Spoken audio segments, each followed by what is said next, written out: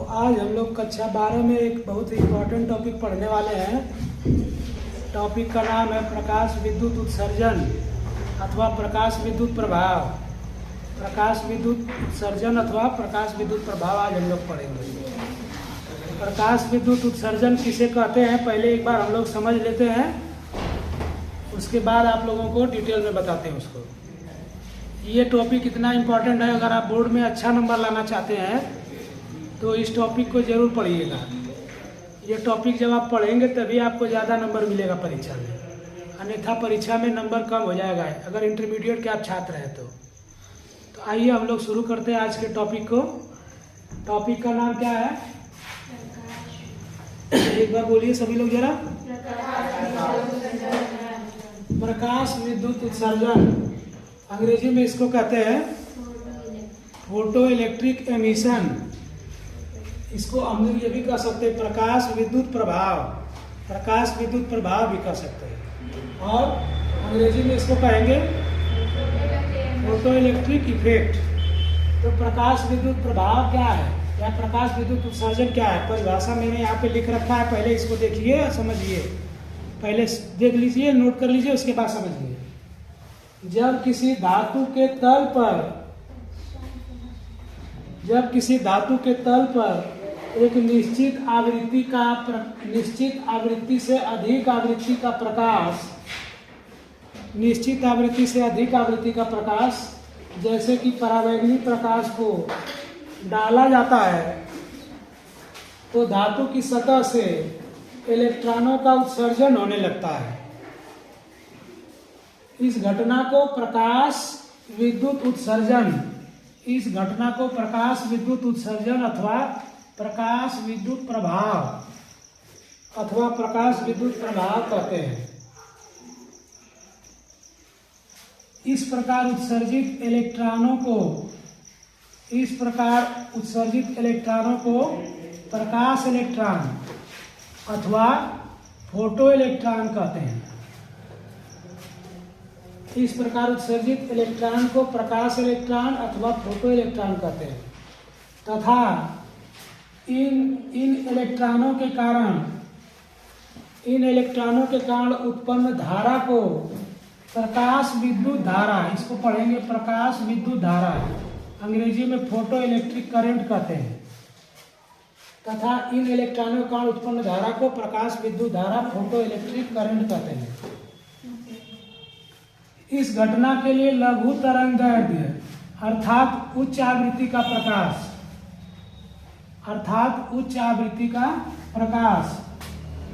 दीर्घ तरंगदैर्घ्य अर्थात निम्न आवृत्ति के प्रकाश से अधिक प्रभावी होता है।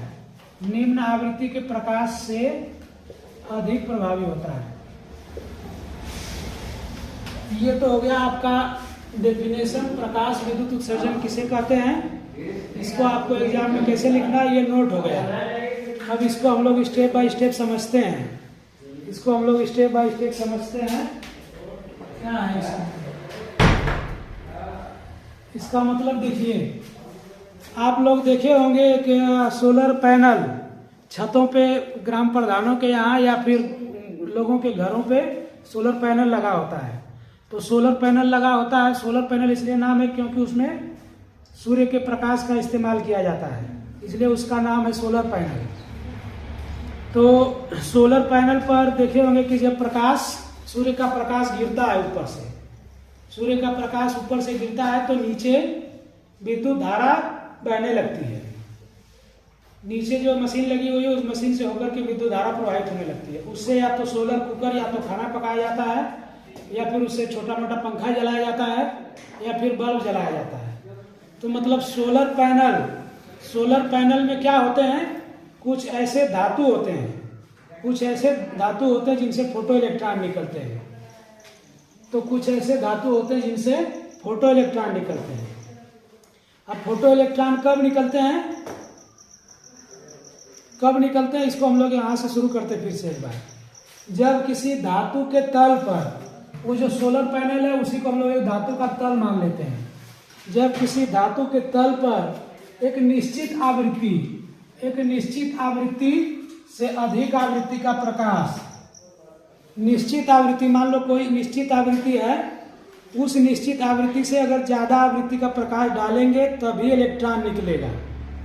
उस निश्चित आवृत्ति को देहली आवृत्ति कहते हैं, हम लोग आगे पढ़ेंगे इसको। तो जब किसी धातु की तल पर एक निश्चित आवृत्ति से अधिक आवृत्ति का प्रकाश, उसको समझाने के लिए हम लोग इसको ऐसे कह सकते हैं कि मान लीजिए कि प्रकाश की आवृत्ति 18 है, 19 है, 20 है, 21 है, 22 है।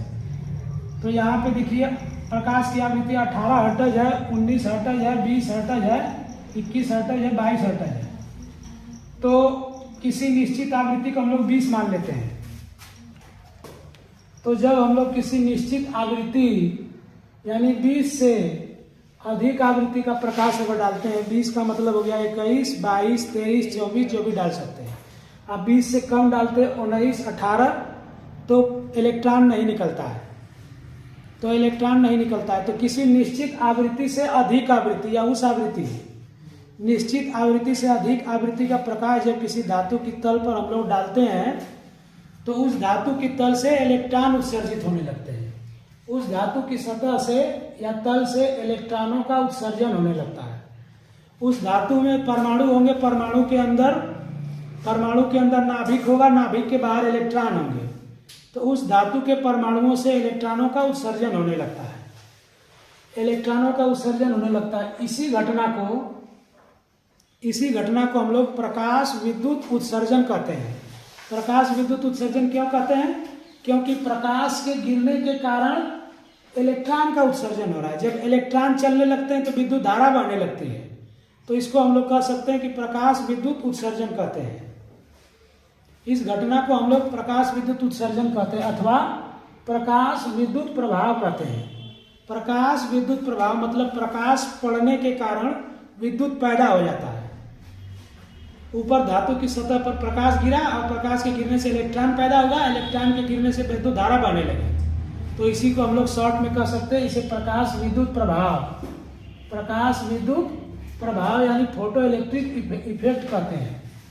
अब क्वेश्चन ये उठता है कि इस घटना के लिए कौन सा तरंगदैर्घ्य का प्रकाश अधिक प्रभावी है?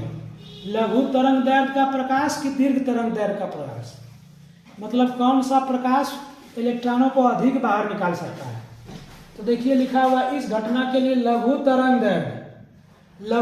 तरंगदैर्घ्य का प्रकाश, यहाँ से पढ़िए, लघु तरंगदैर्घ्य का प्रकाश दीर्घ तरंगदैर्घ्य के प्रकाश से अधिक प्रभावी होता है। यानी जो कम तरंगदैर्घ्य वाला प्रकाश है वो ज्यादा प्रभावी होता है, ज्यादा असर डालता है। कम तरंगदैर्घ्य वाला प्रकाश अगर डालेंगे धातु की सतह पर तो ज्यादा इलेक्ट्रॉन निकालेगा, और अधिक तरंगदैर्घ्य वाला प्रकाश डालेंगे तो हो सकता है इलेक्ट्रॉन न निकाले। मतलब छोटा वाला यहाँ ज्यादा असर करता है और बड़ा वाला कम असर करता है। छोटी तरंगदैर्घ्य ज्यादा असर करता है, ज्यादा इलेक्ट्रॉन निकालता है, और बड़ा तरंगदैर्घ्य का प्रकाश कम इलेक्ट्रॉन निकलता है।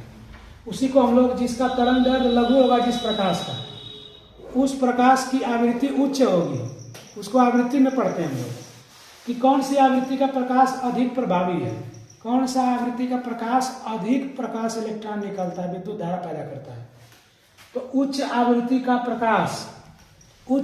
का प्रकाश निम्न आवृत्ति के प्रकाश से अधिक प्रभावी होता है।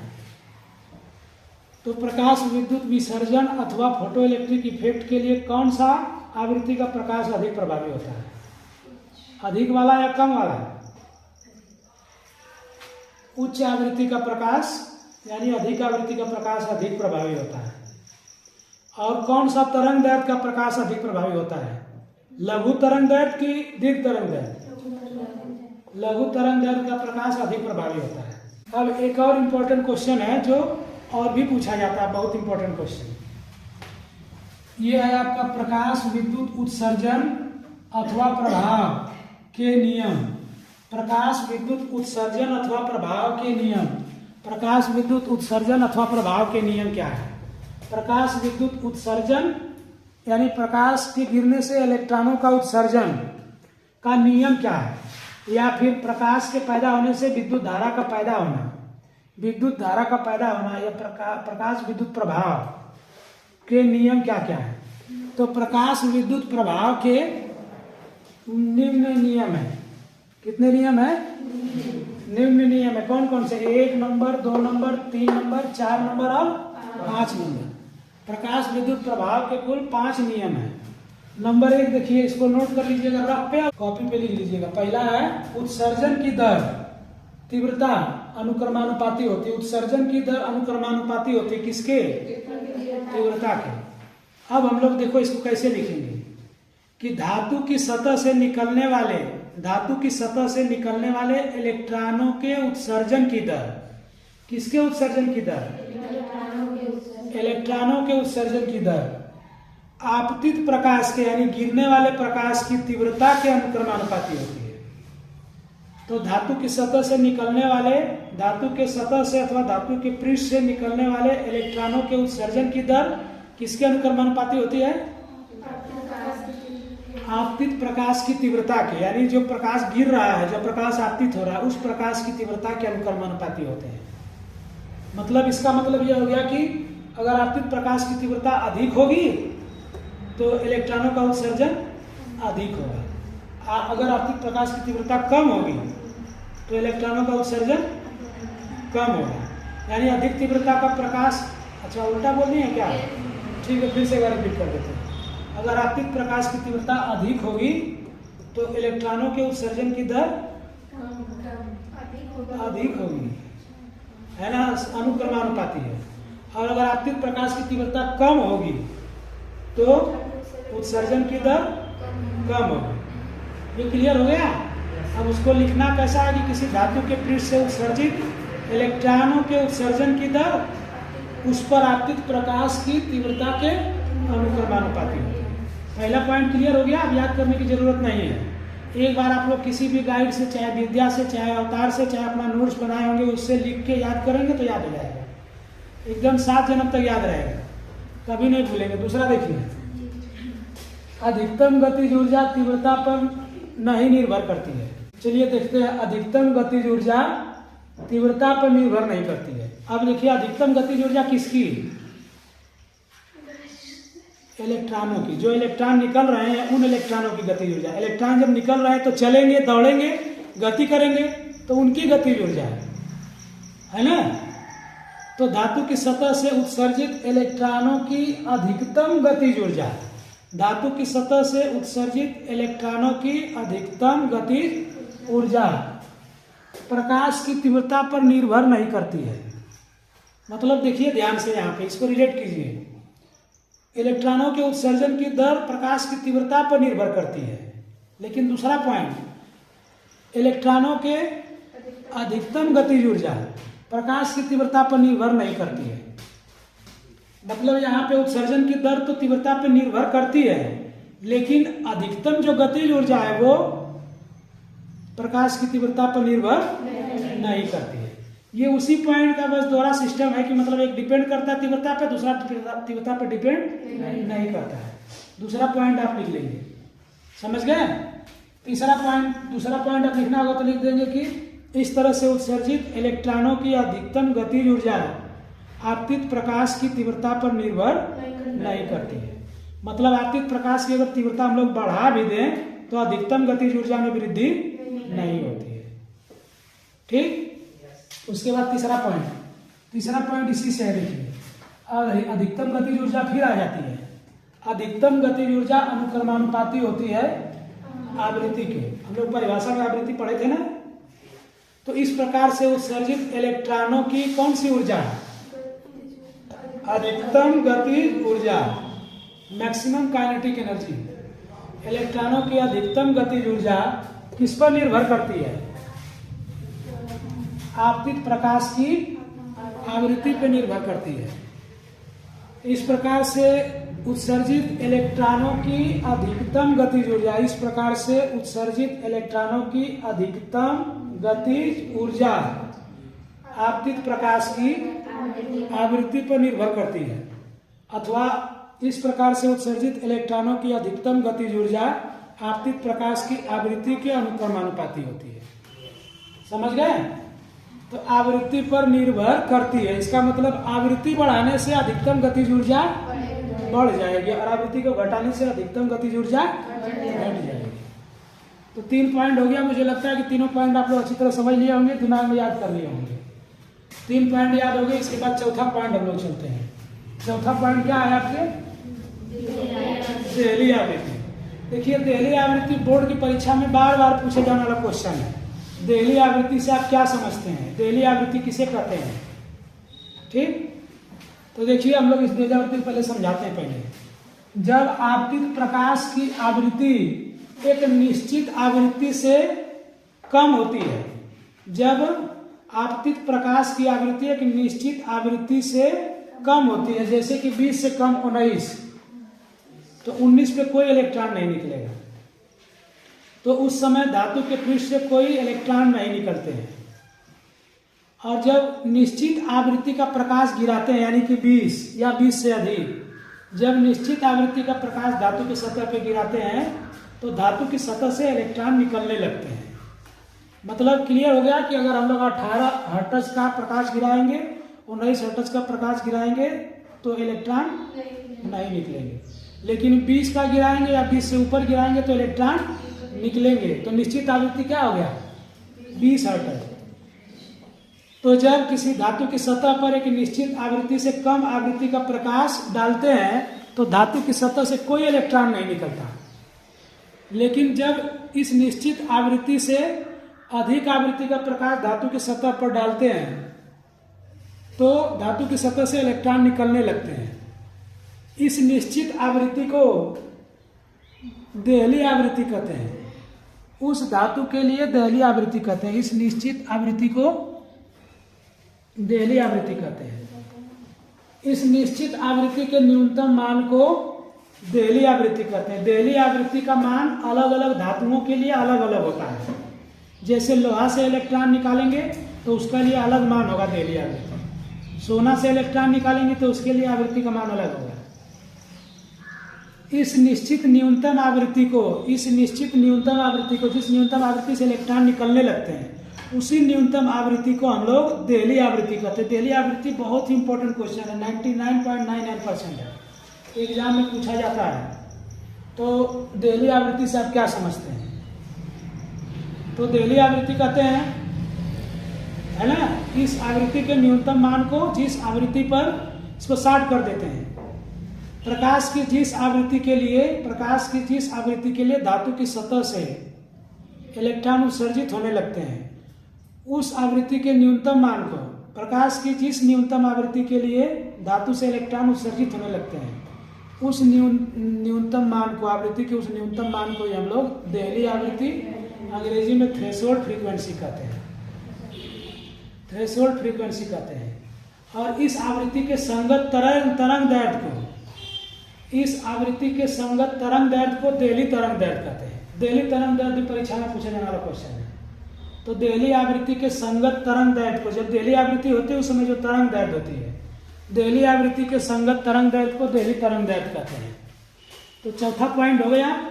इसके बाद पांचवा पॉइंट,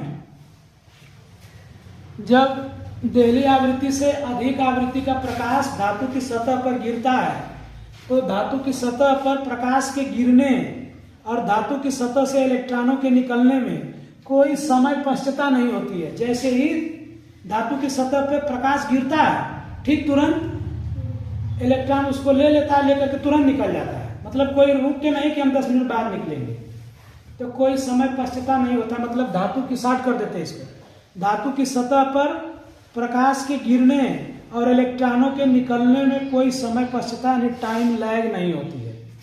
तो ये पांचों पॉइंट जो है प्रकाश विद्युत प्रभाव के अथवा प्रकाश विद्युत उत्सर्जन के नियम हैं।